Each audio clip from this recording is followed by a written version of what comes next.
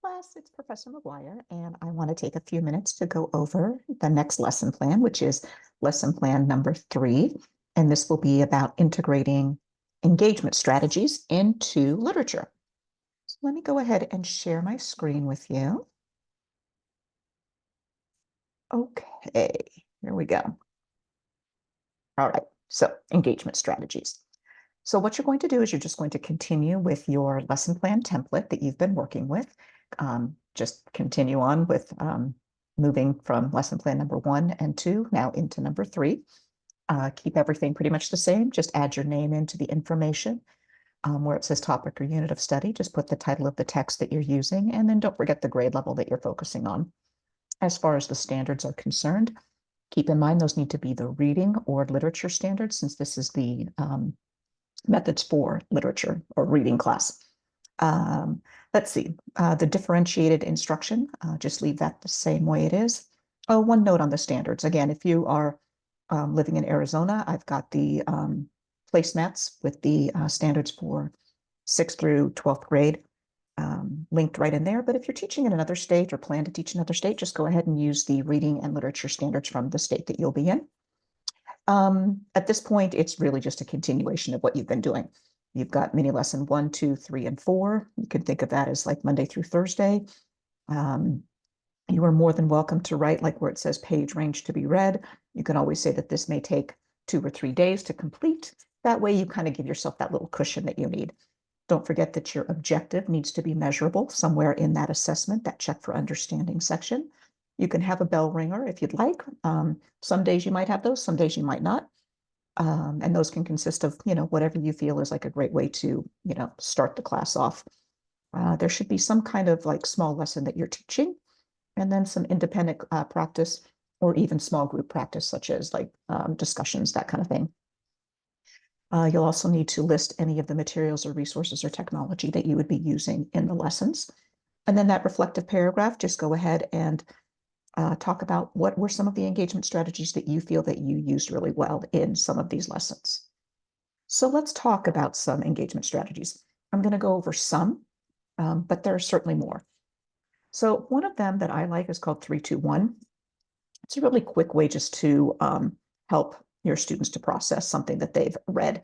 It can be really good when you're pressed for time as well. You can quickly like hand out index cards or even sticky notes. I'm really big on index cards and sticky notes. You'll see that throughout this entire recorded lesson. But what you do for the 3 is they write down 3 facts about something that they read that day or something that they learned in the class. Then they go to the 2 and they write down 2 questions that they feel maybe went unanswered that they'd like to know more about. And then the 1 would be one opinion that they have about what they read or interacted with that day. One of the things that's really cool about this activity, so let's say you're standing at the door, you're collecting those index cards from the 3-2-1 as they're leaving the class. You can then go through those later. And if there's especially like the pressing questions, that might actually help you to adjust how you might be teaching the next day. So it's a really good engagement strategy.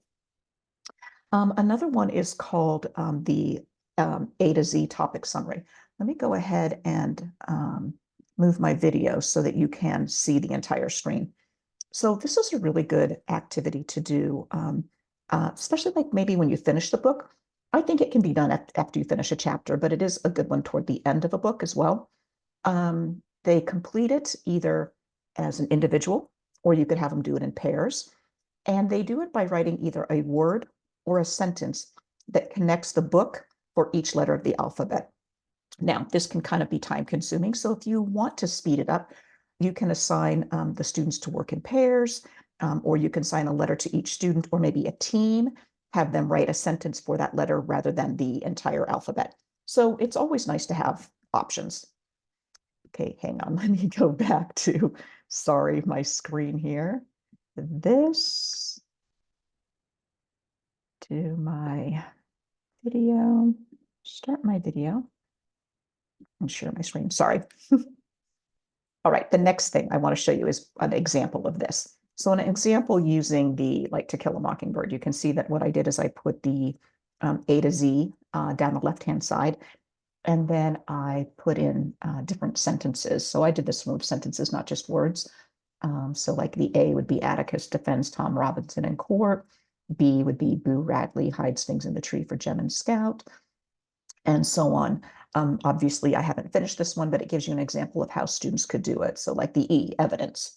Atticus presents impressive evidence showing that Tom did not rape Mayella. The G, I did ghost-like. Boo Radley is a ghost-like and mysterious character who lives down the street. I've got M for mob. A mob of men gather at the courthouse intending to lynch Tom Robinson. I did R for racism. Racism is prevalent in Macomb, Alabama. Sin for the S, Atticus tells Jem that it's a sin to kill a mockingbird. So I think you get the idea of what this A to Z summary looks like. So lots of options there. Okay, another one is called one word splash. And so after reading a passage, you could have your students write down just one word that they feel that sums up that section of text.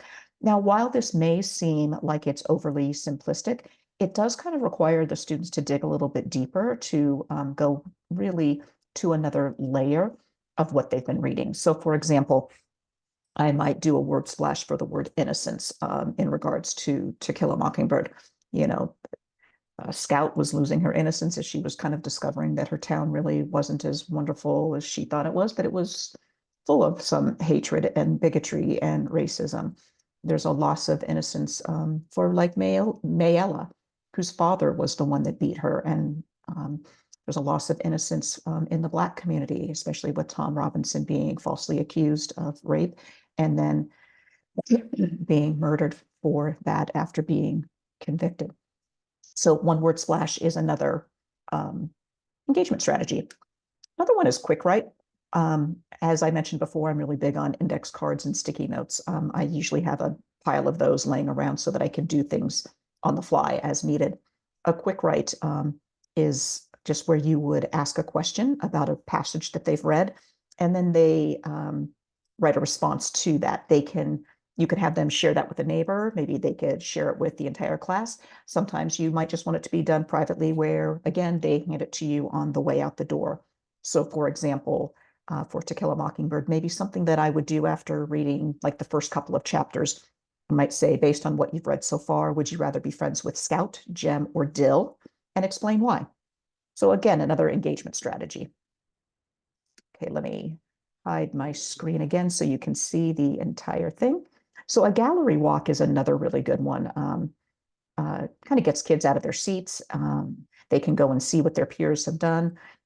You can also do this as an add-on to the quick write. So let's say you did it with sticky notes. You could have a wall in your room where the students then go put their sticky note up on the wall, and then they can go around and read what other students have written. A lot of times what we find, especially with our middle school, junior high, and high school students, is that they do care what their peers think. And so this is a good way to get them to put a little more effort into what they're doing. Okay, let's see, next one. The next one is 5 discussion strategies to deepen student engagement. This is a hyperlink to another website, so I want to show that to you. This is from Edtopia. I really like this website. So you could just go to this, just search for this, the 5 discussion strategies to deepen student engagement. So as you're working on lesson plan number 3, if you like some of the ones that I've given in the recorded lesson here, feel free to use them. Or you could go here and look for more. So they have quick write, turn and talk, modified jigsaw, quick draw. They have 4 corners, think, pair, square, sticky chat, gallery walk, which I already mentioned, group roles, team pack discussion, classroom mingle, classroom poll, pick a side, snowball discussion. That one's kind of fun. Debate, graffiti wall, stoplight sticky notes, affinity mapping, gallery run, web discussion. So again, Google can really be your friend here. So this one, again, if you like kind of what you're seeing, go to Edtopia, 5 discussion strategies to deepen student engagement. And I think I have one more thing I wanted to share with you guys today. All right, so just to finish off, another one of my favorite websites is Teachers Pay Teachers. So what's really nice about Teachers Pay Teachers is that you can search for free resources. So I would encourage you to go there, go to the website, just Google Teachers Pay Teachers. On the left-hand side, you can set up filters for like grade level, for ELA, for literature, and then of course the free button is a good one. And just look and see what are some engagement strategies that they have. And then with the free ones, you could just download those packets, save them on your hard drive. And then I would just ask you to consider, what would you use as an engagement strategy for the text that you're covering for your benchmark unit. All right, so I hope that I've given you enough ideas to get you started.